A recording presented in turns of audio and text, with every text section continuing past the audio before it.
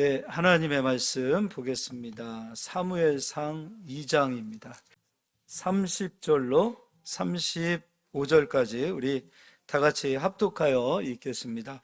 그러므로 이스라엘의 하나님 나 여호와가 말하노라. 조상의 집이 내 앞에 영원히 행하리라 하였으나 이제 나 여호와가 말하노니 결단코 그렇게 하지 아니하리라. 나를 존중히 여기는 자를 내가 존중히 여기고 나를 멸시하는 자를 내가 경멸하리라. 보라, 내가 내 팔과 내 조상의 집 팔을 끊어 내 집에 노인이 하나도 없게 하는 날이 이를지라.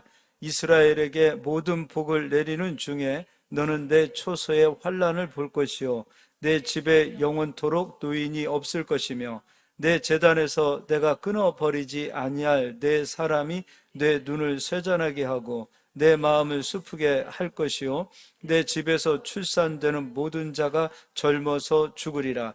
내 두 아들 홈니와 비느하스가 한 날에 죽으리니 그 둘이 당할 그 일이 내게 표징이 되리라. 내가 나를 위하여 충실한 제사장을 일으키리니 그 사람은 내 마음 내 뜻대로 행할 것이라. 내가 그를 위하여 견고한 집을 세우리니 그가 나의 기름 부음을 받은 자 앞에서 영구히 행하리라. 아멘. 오늘 본문 말씀 중에서 32절을 다시 한번 다 같이 합독해서 읽겠습니다. 이스라엘에게 모든 복을 내리는 중에 너는 내 초소의 환난을 볼 것이요 내 집에 영원토록 노인이 없을 것이며. 성탄절에 갑자기 사무엘상 이 말씀으로 본문을 정한 것을 보시고 이게 무슨 성탄절하고 연관이 있을까 이렇게 생각하실 수도 있을 것 같아요. 이 사무엘상은 이번에 새벽에 특별히 그 화목제 하는 그 기간 동안에 많이 증거했던 말씀 중에 하나입니다. 홈리와 비느하스로 인해서 엘리의 그 집안에 이 저주가 내리기 시작하죠. 근데 그때 하나님께서 엘리 집안을 향하여 저주를 할 때 어떤 말씀을 하시냐면 이스라엘에게 복이 오는 시점이 언제인지를 설명해 줘요. 그러니까 제사장이 하나님 말씀에 서 있지 못하면 백성들에게 복이 흘러가지 못하잖아요. 그래서 하나님께서 그 제사장을 심판하시는 거예요. 그리고 홈리 집안의 그 엘리, 홈리, 비느하스 이 집안의 제사장을 하나님께서 끊으시고 이제 사무엘을 이렇게 세우시죠. 그리고 사무엘을 통해서 하나님께서 이스라엘에게 제사의 직분을 감당하게 하시고 또 사무엘을 통해서 하나님께서 영광을 받으십니다. 근데 문제는 여호와의 초소가 환난을 받아요. 근데 여호와의 초소가 환난을 받을 때 이스라엘에 복이 온다는 겁니다. 실제로 법궤도 빼앗기죠. 그리고 하나님 성전에 법궤가 없는 이상 이스라엘 백성들은 더 이상 하나님 앞에 예배할 수 없는 그런 상황이 되어진 상황입니다. 그런데 어떻게 이 상황이 이스라엘에게 복이 되어지는가? 법궤에서는 하나님 말씀에 순종하는 자들을 축복을 주고 불순종하는 자들에게 저주를 주죠. 근데 이스라엘 백성들에게 아무리 봐도 축복할 만한 그러한 근거가 없어요. 그러면 하나님은 저주를 내리셔야 되는데 잠시 저주를 하나님께서 보류하시는 그 상황이 되어진 거죠. 그렇게 하기 위해서는 어떻게 하시는가? 법궤를 옮기시는 거예요. 이스라엘 땅에서. 그것으로 이스라엘에게 복이 내리는 그것으로 하나님께서 역사하시는 것을 보게 됩니다. 근데 문제는 이스라엘에게 복이 내려지는 이 상황이 하나님의 초소가 환난을 받고 있다는 거죠. 근데 이 복이 지금 이 시대에도 똑같습니다. 먼저는 이제 요한복음 2장을 가서 보겠습니다.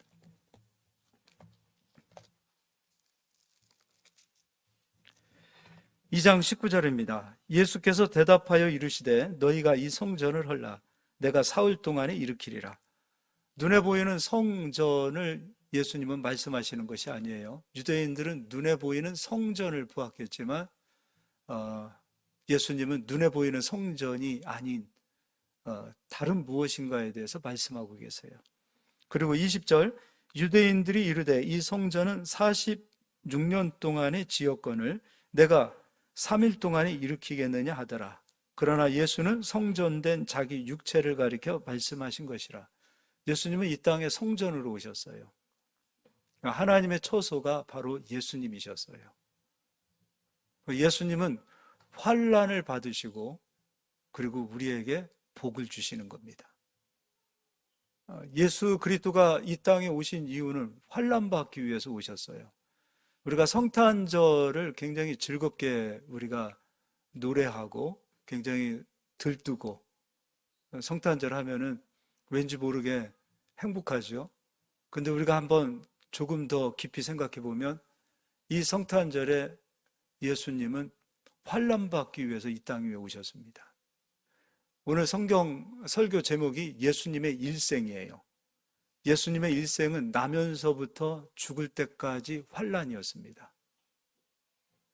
심지어 왕이신 하나님 아니십니까? 천지 만물을 지으신 그 하나님께서 이 땅에 태어나셨을 때에 그 따뜻한 여간방조차도 없었습니다. 그래서 예수님은 나면서부터 환난을 받기 시작하시고 예수님의 일생 전체를 환난의 일생이라고도 볼 수 있겠죠. 가난한 집에 목수의 아들로 태어나서 목수로 이 세상을 살았고 가난한 삶을 살 뿐만 아니라 자신의 모든 일생을 우리를 위하여 속죄제물로 내어주셨어요. 예수님의 나시는 그 사건을 한번 볼까요? 누가복음 2장을 좀 보겠습니다. 우리가 그토록 기뻐했던 그 성탄절에 예수님은 어떠한 환난을 받으셨는가? 누가복음 2장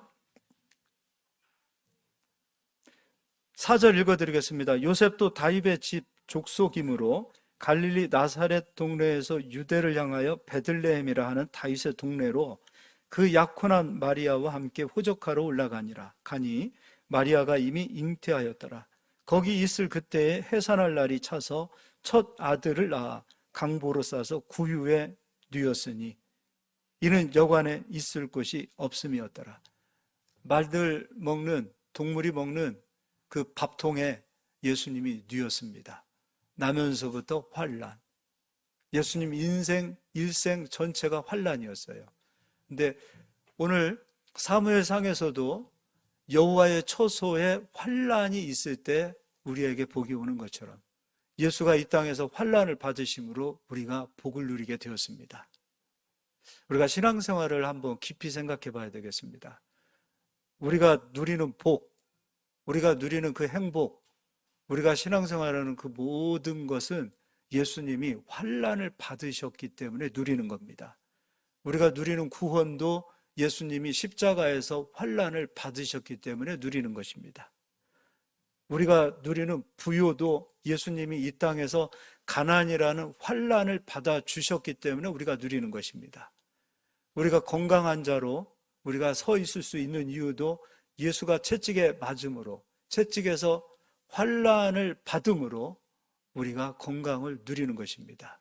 예수님은 불행한 삶을 사셨습니다. 그 일생은 나면서부터 죽을 때까지 불행이었습니다. 환난이었습니다. 그리고 그 불행이 우리에게 행복이 되어지고 그의 고난이 우리에게 기쁨이 되어지고 그의 슬픔이 우리에게 말로 다 할 수 없는, 형용할 수 없는 평안이 우리에게 주어졌다는 그 사실을 누리시기를 바랍니다.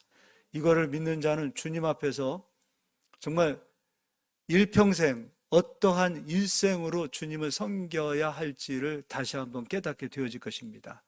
주님이 주시는 기쁨만 누리는 자, 주님이 주시는 영광만 누리는 자, 주님이 주시는 축복만 누리는 자가 되어진다면 절대로 우리는 주님을 흉내낼 수도 없고 그리고 성숙한 그리스도인으로 살 수 없습니다. 우리가 성숙한 그리스도인으로 살기 위해서는 주님의 영광도 누려야 되지만 주님이 걸어가신 그 고난의 길, 주님이 걸어가신 그 슬픔의 길, 그 환난의 길, 그것을 절대 잊어버리지 않는, 기억하는 그런 모든 믿음의 성도들이 되시기를 예수의 이름으로 축복합니다.